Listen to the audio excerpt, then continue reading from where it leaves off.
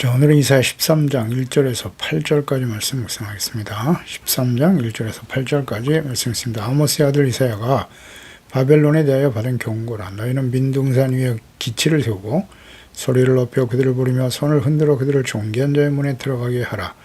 내가 거룩하게 구별한 자들에게 명령하고 나의 위엄을 기뻐하는 용사들을 불러 나의 노여움을 전하게 하였느니라. 산에서 무리의 소리가 나며 많은 백성의 소리 같으니 곧 열국 민족이 함께 모여 떠드는 소리라. 만군의 여호와께서 싸움을 위하여 군대를 거멸하심이로다. 무리가 먼 나라에서 하늘 끝에서 왔으며 곧 여호와와 그의 진노의 병기라. 온 땅을 멸하려 함이로다. 너희는 애곡할지어다. 여호와의 날이 가까웠으니 전능자에게서 멸망이 임할 것이미로다. 그러므로 모든 손에 힘이 풀리고 각 사람이 마음이 녹을 것이라. 그들이 놀라며 괴로움과 슬픔에 사로잡혀 해산 임박한 여자같이 고통하며 서로 보고 놀라며 얼굴이 붉을 것 같으리로다. 아멘. 교만한 이방 나라들에 대한 심판의 시작. 이사야 13장은 이사야서의 2부 13장에서 23장까지를 여는 시작입니다. 이방 민족에 대한 심판에 대한 예언의 말씀이죠. 그 첫 번째 대상이 바로 바벨론입니다. 그래서 바벨론의 교만과 죄악에 대한 하나님의 심판, 본문의 핵심 주제는 여호와의 날이죠. 주의 날, 하나님의 심판이 가까웠다는 것입니다. 이는 하나님께서 역사의 무대에 직접 개입하셔서 인간의 교만을 꺾으시고 악을 심판하시는 결정적인 심판의 날입니다. 하나님은 이 심판을 위해서 친히 군대를 소집하시는 만군의 주권자이시죠. 이 연의 말씀은 다른 선지서에서 하나님께서 말씀하신 것 같이 장차 곧 역사 속으로 성취될 실제적 예언의 말씀이며 궁극적으로는 그리스도를 보내주심으로써 이루실 하나님의 계획에 대한 이중적 예언의 말씀의 의미를 가지고 있습니다. 그래서 가까이는 메데 파사, 페르시아 연합군에 의한 바벨론의 멸망이죠. 실제로 BC 539년에 실행되었습니다. 이 예언의 시기로부터 200년 후에 일어날 일이죠. 지금 이 말씀을 하신 이후에 멀게는 예수 그리스도 출현과 재림 이후에 마지막 때 일어날 대환란이죠. 하나님께서 이방 민족 메대를 사용하셔서 그들을 거룩하게 구별된 자라고 말씀하셨네요. 거룩한 자라고 부르신 이유는 그들이 도덕적으로 의롭고 거룩해서가 아니라 하나님의 거룩하신 하나님의 심판의 도구로 구별되어 사용되었기 때문일 것입니다. 아수르를 북이스라엘을 심판한 도구로 사용하신 후에 교만으로 인해서 심판하신 것 같이 바벨론도 교만하고 완고하고 어리석은 유다를 심판하시기 위한 도구로 사용하신 후에 그들의 교만으로 인해서 결국 하나님의 심판으로 멸망의 길을 가게 될 것이다 라는 예언의 말씀이죠. 1절에 아모스의 아들 이사야가 바벨론에 대해서 받은 경고다. 그러니까 유다와 아수 왕시대의 예언이 마감되고 이어서 바벨론을 비롯한 주변 강대국들에 대한 심판의 예언으로 이어지게 됩니다. 패역하고 완고한 언약의 백성 이스라엘의 심판과 궁극적으로는 그리스도를 보내셔서 하나님의 나라를 이루실 것을 예언하셨습니다. 이어서 심판의 도구로 사용된 아수르와 바벨론, 심판의 과정에서 하나님의 백성 이스라엘과 하나님을 조롱한 주변 나라에 대한 심판으로 이어지게 되는데요. 이 열국에 대한 심판의 예언 중에 바벨론이 제일 먼저 기록됩니다. 이는 그 당시 미미한 세력에 불과했던 바벨론이 머지않은 장래에 아수르를 대신하는 세계적인 강대국으로 부상할 것임을 아시는 하나님께서 예고하신 것입니다. 창세기에서부터 시작된 바벨론의 교만한 역사적 사실에서부터 바벨론이 유다를 심판하고 그 이후 요한계시록까지 하나님의 대적이요 하나님을 무시하고 멸시하는 교만한 세상의 상징으로 취급된 이 바벨론의 영적인 특성과 그에 대한 하나님의 심판에 주목해야 합니다. 바벨론은 인간의 영광과 교만의 대변자, 상징적인 의미를 가지고 있죠. 그래서 바벨론의 심판과 멸망은 아수르와 같이 교만 때문입니다. 바벨론 심판을 위해서 이스라엘뿐만 아니라 모든 민족의 교만과 반역을 심판하시는 하나님의 절대 주권을 말씀하고 계십니다. 여호와의 날은 하나님의 거룩하심이 인간의 교만과 충돌할 때 필연적으로 발생하는 심판의 실현인 것입니다. 2절에 너희는 민둥산 위에 기치를 세워라. 소리를 높여 그 손을 부리며 손을 흔들어 그를 존귀한 자의 문에 들어가게 하라. 그러니까 하나님께서 직접 군대 소집 명령을 내리시는 겁니다. 민둥산이라고 하는 것은 시야가 확보된 곳이죠. 기치를 세워라. 모든 사람이 볼 수 있는 곳에 깃발을 세워서 군대를 모으라는 뜻입니다. 존귀한 자의 문에 들어가게 하라. 이는 바벨론의 견고한 성문 또는 궁전의 문을 의미하는 것이라 하겠습니다. 이 군대가 그것을 점령할 것임을 말씀하십니다. 하나님께서 깃발을 드시면 열방이 모여들어 바벨론을 공격하게 될 것이다 라는 말씀이죠. 이는 역사의 주관자가 바벨론이 아니라 오직 하나님 여호와 하나님이심을 보여주고 있는 것이죠. 예언의 말씀이 선포되었던 당시에 미미한 나라에 불과했던 바벨론이 강성하게 되어 유다를 심판하고 번성하고 크게 서게 될 것이지만 대적 하나님 보내신 거룩한 심판자들이죠. 메대 파사에 의해서 멸망을 당하게 될 것이다 라는 말씀인데요. 이 모든 예언의 말씀이 역사적으로 성취되었고 이 역사적 사실의 중심에 하나님께서 계심을 알 수 있습니다. 그러니까 역사의 주인이시며 주관자이신 하나님을 깨닫게 되는 것입니다. 우리는 이렇게 성경을 통해서 역사의 주인이시고 주관자이신 하나님을 알게 되는 것입니다. 이 하나님을 진정 알고 믿고 있습니까? 오늘날도 마찬가지죠. 하나님께서는 모든 역사의 주인이시거든요. 그래서 지금 되어지는 모든 상황들을 볼 때 역사의 주관자이신 하나님이 하시는 일임을 주목해야 합니다.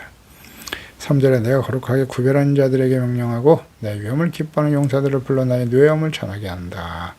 그러니까 하나님께서 직접 군대를 소집하셨다는 것이고요. 유다를 심판하시기 위해서 공격해 오는 바벨론 군대에는 하나님께서 그들을 심판의 도구로 사용하시기 위해서 구별하셨다라는 말씀이죠. 자, 이들은 17절에 언급된 메대 사람들이에요. 메대 사람들이다. 거룩하다. 역시 도덕적 성결이 아닌 하나님의 거룩하신 하나님의 심판의 도구로 특별히 세움을 받았다는 의미겠죠. 이방 나라 군대도 하나님의 심판의 목적을 이루는 도구가 될 수 있다는 거죠. 잘 보여줍니다. 그들은 자신들의 야망을 위해서 움직이는 것 같이 보이지만 아스로와 같이 실제로는 하나님의 심판과 진노를 수행하기 위한 도구일 뿐이고 거룩하신 하나님의 뜻을 수행하기 위해 세워졌기 때문에 거룩하게 구별된 것이다 라고 말씀하신 것입니다. 4절에도 산에서 무리의 소리가 난다. 많은 백성의 소리가 왔더라. 열국 민족이 함께 모여 떠드는 소리라 그랬어요. 만군의 여호와께서 싸움을 위하여 군대를 검열하신다. 그러니까 산에서 들리는 소리는 하나님께서 심판의 도구로 세우신 바벨론 연합군의 군대 소리인데 열국 민족이 함께 모인다. 그러니까 침략군은 바벨론이 정복한 나라들이 모인 연합군이 될 것입니다. 그래서 제레미야 51장 27절에 땅에 깃발을 세우고 나라들 가운데 나팔을 불어서 나라들을 동원시켜 그들을 치며 아라락과 민니와 아그스나스 나라를 불러모아 그들을 치며 삼관을 세우고 그를 치되 극성스러운 메뚜기같이 그들의 말을 몰아오게 하라. 그러니까 하나님 여호와께서 싸움을 위하여 군대를 검열하신다는 거죠. 만군의 여호와 하나님은 하늘의 천군 천사 또 땅의 군대를 모두 통솔하시는 전능하신 하나님, 역사의 주인이신 하나님을 나타내죠. 만군의 여호와. 검열하다, 히브리어 파카드, 세다, 계수하다, 돌보다, 시찰하다, 뭐 이런 뜻이거든요. 그러니까 군대를 준비하여 계수하시면서 점검하고 계시다는 거죠. 이는 바벨론을 공격하기 위해서 메대와 파샤 군대가 출정을 준비하는 모습이라고 하겠습니다. 중요한 것은 이 모든 일들을 지금 하나님께서 하시고 계신다는 사실이죠. 5절에도 우리가 먼 나라에서 하늘 끝에서 왔다. 곧 여호와의 그 진노의 병기라 온 땅을 멸하려 함이로라. 군대는 하늘 끝이라 불릴 만큼 먼 곳에서 메데파사에서 온다라는 겁니다. 그들은 단순한 침략군이 아니고요. 여호와의 진노의 병기다 그랬어요. 여호와의 진노의 병기, 심판의 도구가 된다는 뜻이죠. 그들의 목표는 온 땅입니다. 바벨론 제국 전체 멸망을 시키기 위해서 하나님이 보내신 군대가 될 것이다. 그래서 이 하늘 끝이라고 하는 표현은 하나님의 주권이 지적 한계를 초월하는 거죠. 그래서 모든 나라와 민족과 왕들을 세우기도 하시며 패하기도 하시는 분이심을 보여줍니다. 그러니까 하나님은 온 세상의 모든 나라와 권력자들, 그 자원들을 총동원해서 하나님의 뜻을 이루어 가시는 분이십니다. 다니엘서 2장 20절 이하에 잘 나와 있죠. 다니엘이 말하 이르되 영원부터 영원까지 하나님의 이름을 찬송할 것은 지혜와 능력이 그에게 있음이로다. 그는 때와 계절을 바꾸시며 왕들을 폐하시고 또 왕들을 세우시며 지혜자에게 지혜를 주시고 총명한 자에게 지식을 주시는도다. 그는 깊고 은밀한 일을 나타내신다. 어두운 데서 있는 것을 하시고 또 그 빛이 함께 있도다 그랬어요. 왕들을 폐하기도 하시고 세우기도 하시는 분이 하나님이시고 지혜자에게 지혜를 주시고 총명한 자에게 지식을 주시는 분이 하나님이다 라고 선포하고 증거하고 있는 것입니다. 이어서 6절에 너희는 애곡할 자다 그랬어요. 여호와의 날이 가까웠다. 전능자에게서 멸망이 임할 것이다. 애곡하라. 애곡해야 될 이유는 하나님께서 군대를 친히 동원하셔도 심판하시는 여호와의 날이 선포되었기 때문이죠. 강성했던 바벨론, 그들도 하나님이 군대를 일으켜 멸망에 이르게 하실 것이다. 그러니까 이 날은 피할 수 없는 심판의 날이기 때문에 애곡하라고 명령하시는 것입니다. 전능자이신 하나님으로부터 멸망에 이르는 날입니다. 그래서 여호와의 날은 구약 성경의 핵심적인 예언적 용어로 사용되고 있고요. 즉, 이 하나님의 날, 주의 날, 심판의 날이거든요. 공의의 심판이 실현되어지는 날인데, 이 날은 하나님의 궁휼하심이 사라진 것이다. 이게 중요해요. 궁휼이 사라진 공의로운 심판이 집행되는 날이라는 사실을 주목해야 합니다. 하나님의 공의가 사라졌다. 이것은 이방인들뿐만 아니라 하나님의 백성들에게도 마찬가지죠. 폐역하고 그러나 하나님께서 구원의 기회를 주시죠. 회개하고 돌아오면 용서해 주시리라. 그러나 스스로 하나님의 말씀과 하나님의 자비와 긍휼을 거부하죠. 그럴 때 이제 긍휼이 없는 심판이 시작되는 겁니다. 그것이 바로 하나님 여호와의 날, 주님의 날인 것이죠. 그 전능하신 하나님께서 이 바벨론의 멸망이라고 하는 역사적 사건과 세상 마지막 날의 최종적 심판이죠. 예수 그리스도의 철인과 재림을 통해서 이루실 하나님의 뜻 전체를 가리키는 것이라 하겠습니다. 전능하신 하나님께서 행하시는 심판은 인간의 힘으로는 도저히 감당할 수 없는 압도적이고 파괴적인 하나님의 능력으로 실행되는 심판이 될 것이고 또 그 말씀 그대로 역사적으로 성취되었습니다. 우린 잘 알 수 있어요. 예수 그리스도의 재림과 오직 심판 요한계시를 예고하신 심판을 보아야 합니다. 천재지변 인간의 지혜와 지식으로 아무리 과학을 발전시킨다 할지라도 하나님께서 행하시는 공의 심판을 막을 수 없습니다. 장차 임할 여호와의 날, 주의 날, 심판의 날을 보고 알고 그걸 아니까 어떻게 해야 돼요? 애곡해야 한다. 애곡하라는 건 회개하라는 말이겠죠. 히브리 알라는 울부짖다 통곡하다라는 의미인데요. 무엇 때문에 울어야 되는 거예요?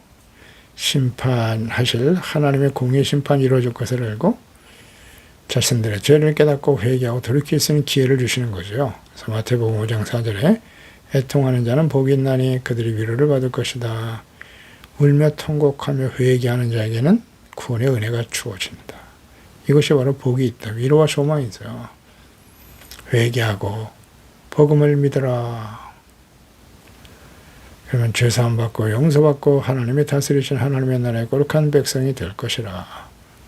그렇습니다. 하나님의 뜻을 잘 깨달아야 됩니다. 그래서 야고보서 4장 7절에 말씀하죠.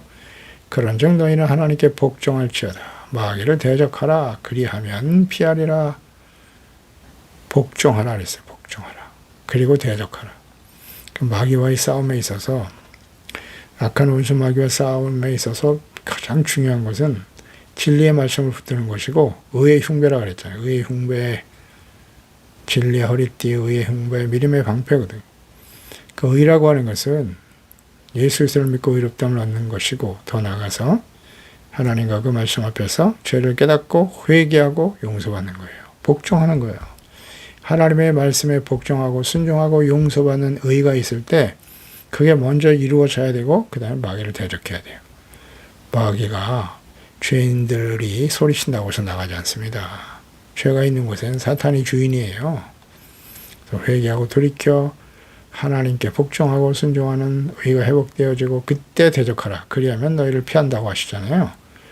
죄악 가운데 죄인의 길에 서 있으면서 아무리 사탄아 물러가라 소리쳐봐야 소용없어요.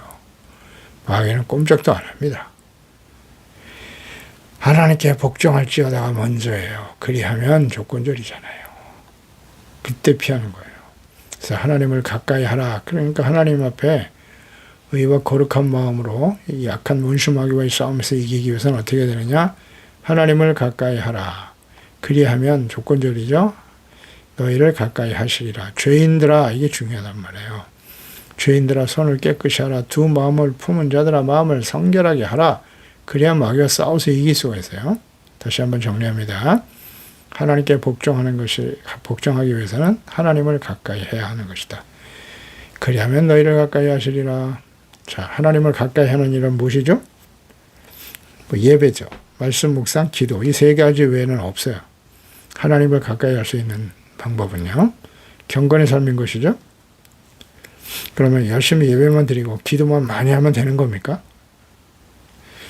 그렇지 않아요. 형식적인 종교 행위로 우리가 성결해지는 것이 아니잖아요. 하나님을 가까이 하라는 뜻은 죄인들아 손을 깨끗이 하라 그랬잖아요. 하나님 말씀 묵상하는 이유는 말씀을 통해서 책망과 교훈을 얻기 위하고 의에 대한 가르침이고 죄를 깨닫고 회개하고 버리고 용서받고 의를 회복하는 거잖아요. 마음을 깨끗이 하고 손을 깨끗이 하고 삶이 변화되는 것을 의미하는 것이죠. 두 마음을 품지 말라는 거예요. 마음을 성결하게 하라는 것은 마음이 청결한 자가 복이 있나니 저희가 하나님을 볼 것이라 하셨잖아요. 청결한 성결한 마음이라고 하는 건 말하면 두 마음을 품지 않는 거예요. 오직 하나님과 재물 두 주인을 섬길 수 없거든요. 오직 하나님의 말씀에 순종, 하나님을 사랑하고 그분을 경외하고 주님의 말씀을 듣고 순종하고 회개하고 돌이켜 용서받는. 어렵지 않아요. 그게 하나님 진정 가까이 하는 거예요. 그러기 위해서는 슬퍼하며 애통하며 울지어다 9절에. 그렇죠? 너희는 웃음을 애통으로 바꿔야 된다고. 너희 즐거움을 근심으로 바꿀지어다. 오늘 이 시대에 우리가 먹고 마시고 즐거워할 때는 아니죠, 사실은. 예수님의 재림이 임박하고 요한계시록의 심판이 임박한 시대를 사는 우리는 슬퍼하며 애통하며 울지어다. 주님 앞에 낮춰야 되는 거예요. 그래야 할 때 주께서 너희를 높이신다. 아멘입니다. 이 야고보서 4장 7절 10절 말씀 오늘 이 시대 우리가 반드시 실천해야 될 말씀이에요. 묵상하고 그리하면이 몇 번 나와 있는지 잘 묵상해 보세요. 그렇지 않으면 어떻게 된다는 거예요? 하나님의 은혜가 임할 수 없다는 거예요. 참 중요한 말씀인데. 낮춰져야 주님 앞에서 낮추라. 겸손하라는 거잖아요. 회개하고 겸손하라. 그럴 때 하나님이 높이신다. 7절에 그러므로 모든 손에 힘이 풀리고 각 사람의 마음이 녹을 것이다. 그들이 놀라며 괴로움과 슬픔에 사로잡혀 해산 임박한 여인같이 고통하게 될 거야. 여호와의 날에 바벨론 사람들의 반응이죠. 심판을 당하게 될 바벨론 얼마나 교만한 사람들이에요. 자신들의 신과 능력으로 못할 일이 없다고 생각했던 아주 교만하고 바벨론 주민들이 겪을 공포가 생생하게 묘사되어 있죠. 그러니까 바벨론 군대는 가는 곳마다 승리했어요. 주변의 모든 나라를 정복하고 하나님이 주신 능력으로 이루어진 일인데 자신들의 힘으로 된 것이라 생각하는 순간 교만해지죠. 그래서 그들도 동일하게 여호와의 날에 하나님 심판이죠. 심판의 날에 바벨론 사람들이 당하게 할 일이 어떻다고요? 첫째, 모든 손이 피곤하다. 저항불능의 상태가 된다는 뜻이에요. 손을 놓게 되는 거예요. 너무 강력한 군대를 하나님 보내시죠. 두 번째는 마음이 녹을 것이다 그랬냐? 손에 힘이 풀리고 사람의 마음이 녹는다. 낙심하게 된다는 거죠. 싸울 용기마저 잃고 두려움에 사로잡히게 될 것이라는 뜻이에요. 놀란다. 그들이 놀라며 그랬어요. 전율하고 히브리어에 니부할루라고 하는 말이거든요. 전율하게 될 것이다. 괴로움과 슬픔에 사로잡힌다. 해산이 임박한 여자같이 끊임없이 고통하며 괴로움과 고통 속에 처하게 될 것이다. 해산의 고통은 여인이 당할 수 있는 최고의 고통이죠. 그다음 서로를 보고 놀라며 얼굴은 불꽃 같게 될 것이다. 그랬네요. 불꽃 같은 얼굴이다. 불꽃 같은 얼굴이라고 하는 것은 얼굴에 피가 솟구침을 의미하는, 비유하는 말씀이긴 있을 텐데, 이것은 꼭 공포와 수치심, 경악에, 하나님 앞에 너무나 심각한 고통 속에 빠지게 될 것이다. 두려움에 사로잡혀서 말이죠. 어쩔 바를 모르는 상태가 되어질 것이다. 패역한 하나님의 백성들, 유다를 이와 같이 참혹하게 공격하고 멸절시켰던 바벨론이 그와 동일하게 메대 바사에 의해서 침략을 받아 공포와 두려움과 수치를 당하게 될 것이다. 하나님은 행한 대로 갚아주시는 하나님이세요. 이사야 3장 11절에도 악인에게는 화가 있다. 이는 그의 손으로 행한 대로 그가 보응을 받을 것이다. 절대 진리입니다. 이것은 모든 시대에 적용되는 하나님의 진리의 말씀이에요. 불신자이든 아니면 하나님을 믿는 자녀들이건 마찬가지예요. 동일하게 적용되는 겁니다. 예. 역사를 확인해 보세요. 악인에게 화가 임했는지 안 했는지. 그들의 행한 대로 그대로 보응을 받게 돼 있어요. 행한 대로 보응을 받는다. 이분이 하나님이세요. 알고 계신가요? 믿고 있습니까? 잘 모르는 것 같아요. 특히 하나님의 자녀들 아주 교만방지하죠. 우리가 하나님의 택한 백성이다. 언약의 백성이니까 우리는 무슨 짓을 해도 결코 망하지 않을 거야. 자신들의 말과 행동은 다 이롭다고 여기고, 그리고 하나님 말씀과 하나님을 무시하고 저버리고 말이죠. 아주 교만방자했던 이스라엘, 유다 어떻게 되었나요? 하나님의 아들 그리스도를 십자가에 못 박고 말이죠. 교만방자하고 그와 그의 피를 우리와 우리 후손에게 돌리라고 교만한 하나님의 백성들이요. 오늘도 마찬가지입니다. 그들은 하나님의 본 백성이에요. 이스라엘은 언약의 백성이고, 물론 예수 그리스도의 새 언약으로 구원받은 저희들 또한 하나님의 자녀 백성인 건 맞지만 우린 이방인이잖아요. 본가지도 잘라내셨는데 두렵고 떨며 항상 복종하고 순종하는, 두려워해야죠 하나님을.